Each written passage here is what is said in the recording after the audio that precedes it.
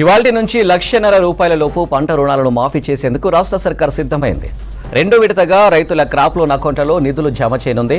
Assembly ఆవరణలో వ్యవసాయ శాఖ ఆధ్వర్యంలో నిర్వహించే ఈ కార్యక్రమంలో CM Revanth Reddy, deputy CM Bhatti Vikramarka, వ్యవసాయ మంత్రి తుమ్మల నాగేశ్వరరావు రుణమాఫీ నిధులను విడుదల చేయనున్నారు.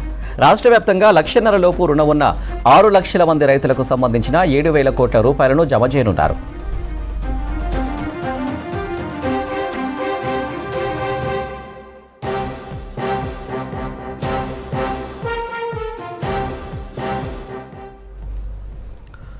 రుణమాఫీ మొదటి విడతగా ₹1,00,000 రుణాలకు సంబంధించి 11,32,000 కుటుంబాలకు 6,000 కోట్లకు పైగా నిధులు రైతుల ఖాతాలో జమ అయ్యాయి.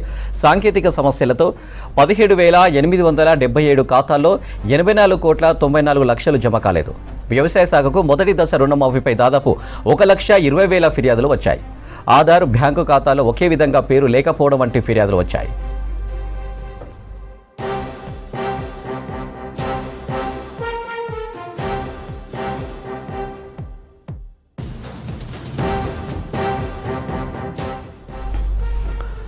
బ్యాంక్ అకౌంట్ 1 నుంచి 9 నంబర్తో స్టార్ట్ అవుతుందని, అయితే 0 నుంచి స్టార్ట్ అయ్యే అకౌంట్లకు రుణమాఫీ కాలేదన్న ఫిర్యాదులు వచ్చాయన్నారు వ్యవసాయ శాఖ అధికారులు. ఆర్బీఐ సూచించిన వివరాల ప్రకారం ఈ రైతుల అకౌంట్లలో ఉన్న టెక్నికల్ సమస్యలను పరిష్కరించడానికి కొంత టైం పడుతుందని చెప్పారు. సమస్యలు పరిష్కారం అయ్యాక రైతుల అకౌంట్లలో డబ్బులు జమ చేస్తామని తెలిపారు.